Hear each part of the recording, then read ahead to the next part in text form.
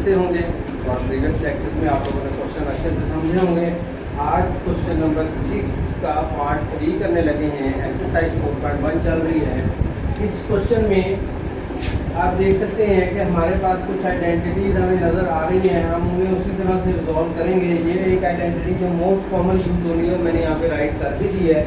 तो ये जो ऊपर वाली टर्म है इसे जब मैं इस तरह बनाने की कोशिश करूँगा तो यहाँ x की पावर 6 सोल्यूशन देखते हैं। x की पावर 6 को मैं लिखूँगा x3 का स्क्वायर और y की 6 को लिखूँगा y3 का स्क्वायर। पावर मल्टीप्लाई होंगी 3 टू द 6 ही दोबारा बन जाना है, तो मैं y की पावर 6 को इस तरह से राइट कर सकता हूँ। इसी तरह नीचे वाली term x square minus y square वैसे ही रहने देता हूँ, divided by x4 plus x square y square plus y4, ये भी वैसे ही रहने देता हूँ। ये जब आप अच्छे से प्रैक्टिस करेंगे तब आपको आइडिया होगा कि किस चीज़ को मैंने रिजॉल्व करना है और किस चीज़ को नहीं करना है। इस पर भी फार्मूला लगता है, मैं खुद ऊपर नहीं कर रहा क्योंकि इस स्टेप में मुझे उसकी अभी ज़रूरत नहीं है। अब यहाँ पे देखते हैं, यहाँ पे a का स्क्वायर माइनस ये सारा b है, b का स्क्वायर, तो इस तरह से लगेगा। एक बार x cube plus y cube write कर लेंगे, एक बार x cube minus y cube write कर लेंगे, divided by x square minus y square वैसे ही रहने देते हैं, इसको भी वैसे ही रहने देते हैं। ये जो वैसे ही रहने देने वाली टर्म्स हैं ये तब आप लोगों को क्लियर होंगी जब आप लोग उसकी प्रैक्टिस करेंगे। फिर आपको आइडिया होगा कि इसको यहाँ पे क्यों सॉल्व नहीं कर रहे थे, अगले स्टेप में क्यों लेके गए। इस पे x cube plus y cube का फार्मूला लगाते हैं जो होता है x cube plus y cube equal होता है x plus y x square minus x y plus y square, इसके इक्वल। इसी तरह अगर यहाँ पे x cube minus y cube का फार्मूला देखा जाए तो वो होता है x minus y x square plus x y plus y. तो ये दो आइडेंटिटीज मैंने यहाँ नीचे राइट की है।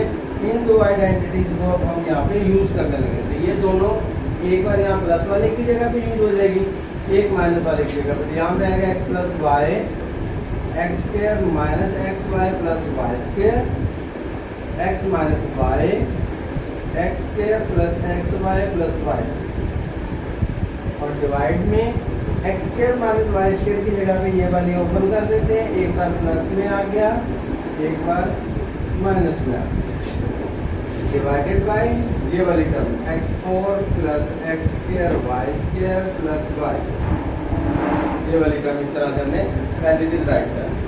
अब ये टर्म x प्लस वाई से कैंसिल आउट हो जानी है, x माइनस वाई से कैंसिल आउट हो जानी है। तो हमारे पास जो टर्म बची वो है x square minus x y plus y square, x square plus x y plus y square, divided by, divide है x4 plus x square y square plus y. अब नेक्स्ट स्टेप ये है कि हमने इन दोनों को मल्टीप्लाई करना है और इस तरह की टर्म बनेगी ताकि वो कैंसिल आउट हो जाए। तो उसके लिए देखते हैं कैसे मल्टीप्लाई करेंगे। इस एक्स स्क्वायर को इन तीनों से मल्टीप्लाई करूंगा, जब इससे करूंगा तो x4 बन जाएगा, फिर जब इसे इससे करूंगा तो प्लस एक्स क्यूब वाई बन जाएगा, फिर इसे इससे करूंगा तो एक्स स्क्वायर वाई स्क्वायर। इस एक्स स्क्वायर को इससे मल्टीप्लाई किया x4, इससे मल्टीप्लाई किया तो 3x 1y, इससे मल्टीप्लाई किया तो x2। अब इसकी बारी माइनस एक्स वाई को इन तीनों से मल्टीप्लाई करना है। माइनस जब इससे होगा तो एक्स क्यूब वाई आ जाएगा, जब ये इससे होगा तो minus x square y square आ जाएगा, और जब ये इससे होगा तो माइनस एक्स वाई क्यूब आ जाएगा। इसी तरह अब इस वाई स्क्वायर को इन तीनों से मल्टीप्लाई करना है। वाई स्क्वायर जब इससे होगा तो plus x square y square, y square जब इससे होगा तो प्लस एक्स वाई क्यूब, और वाई स्क्वायर जब इससे मल्टीप्लाई होगा तो प्लस वाई 4। ये पूरी टर्म बनी जब मैंने इन तीनों को यहाँ मल्टीप्लाई किया। आगे डिवाइडेड बाय ये टर्म वैसे ही राइट कर देता हूँ ये।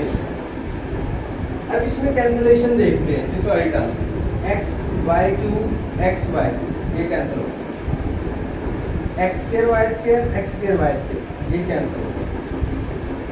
इसी तरह एक्स क्यूब वाई ये कैंसिल हो, ये टर्म्स कैंसिल आउट हो गई। अब हमारे पास जो टर्म बची वो यहाँ पे है x4 x square y square and y की पावर।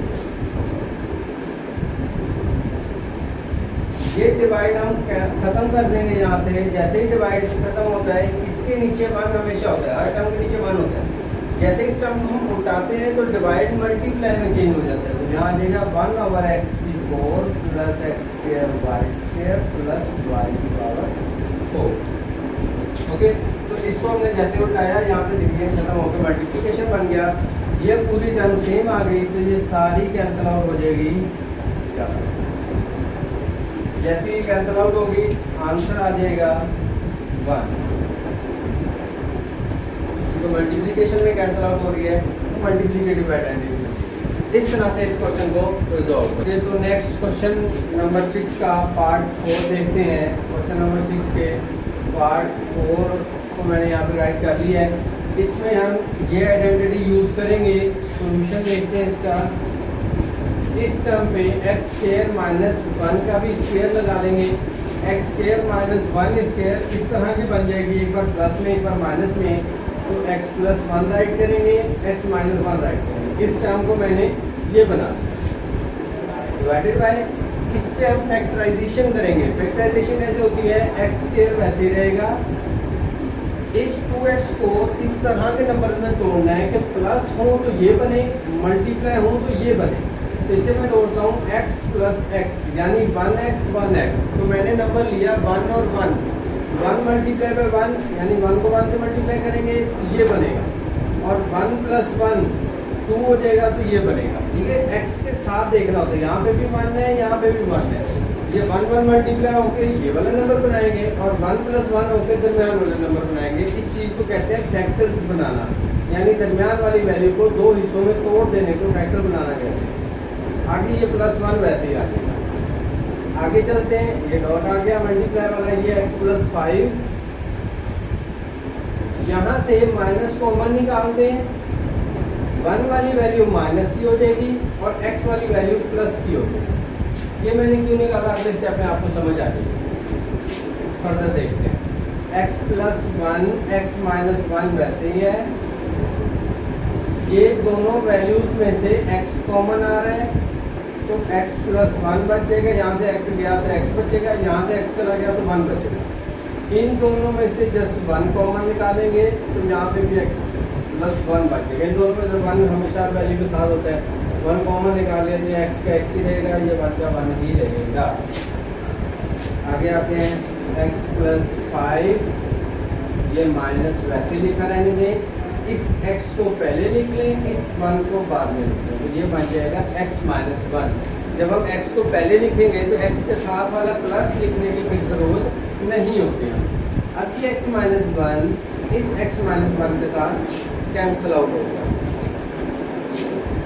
ये x प्लस 1 बच गया। यहाँ पे इन दोनों टर्म में एक टर्म ये है एक टर्म ये, इनमें से x प्लस 1 कॉमन आ रहा है। जब कॉमन निकला तो यहाँ पे बच गया x, और यहाँ से जब ये कॉमन निकला तो यहाँ बच गया 1। आगे यहाँ पे बचा x प्लस 5 और डिवाइड में माइनस का 1, क्योंकि ये चला गया इसकी जगह 1 बचा तो माइनस 1 बन गया। अब ये x प्लस 1 इस x प्लस 1 के साथ कैंसिल हो जाएगा। डिवाइड वाला जो माइनस है वो हम यहाँ स्टार्ट में लिख लेते हैं। फिर ऊपर क्या वैल्यू बची, x प्लस 5, क्योंकि यहाँ 1 बचा वो इससे मल्टीप्लाई होगा x प्लस 5 आ जाएगा। और डिवाइड में ये 1 बचा, इसकी कोई अहमियत नहीं, ये इस टर्म से मल्टीप्लाई होगा तो x प्लस 1 नीचे आ। ये हमारा रिक्वायर्ड आंसर है। ओके, तो लास्ट पार्ट 4.1 एक्सरसाइज का क्वेश्चन नंबर 6 का पार्ट 5 है। बिल्कुल सिंपल सा क्वेश्चन है, इसमें कोई आइडेंटिटी यूज नहीं हो रही। तो सॉल्यूशन देखते हैं इसका किस तरह से होगा।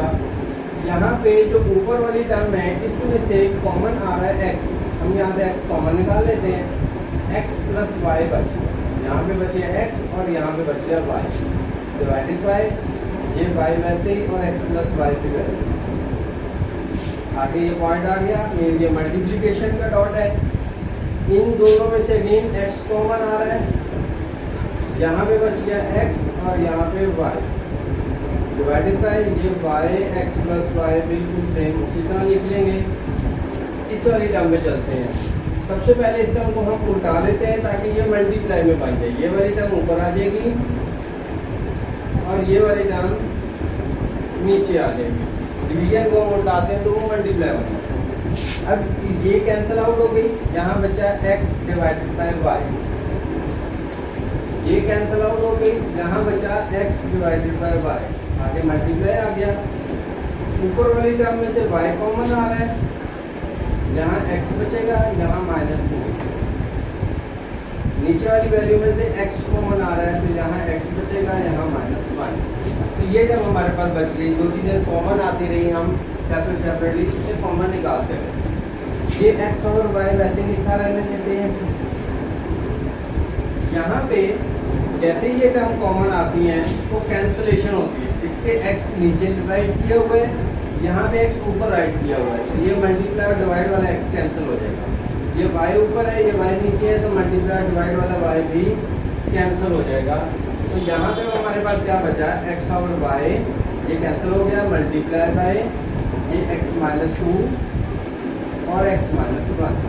दो टर्म मल्टीप्लाई किस तरह से की जाती है, ऊपर वाली टर्म ऊपर वाली टर्म के साथ मल्टीप्लाई करके राइट डाल लेते हैं और नीचे वाली टर्म के साथ मल्टीप्लाई करके राइट डाल लेते हैं। यही हमारा रिक्वायर्ड आंसर है। तो उम्मीद करता हूँ कि तीनों पार्ट आपने अच्छे से आज समझ लिए होंगे। नेक्स्ट लेक्चर में हम इंशाल्लाह 4.2 एक्सरसाइज स्टार्ट करेंगे। चैनल सब्सक्राइब कर लीजिएगा, बेल आइकन प्रेस करना ना भूलिएगा।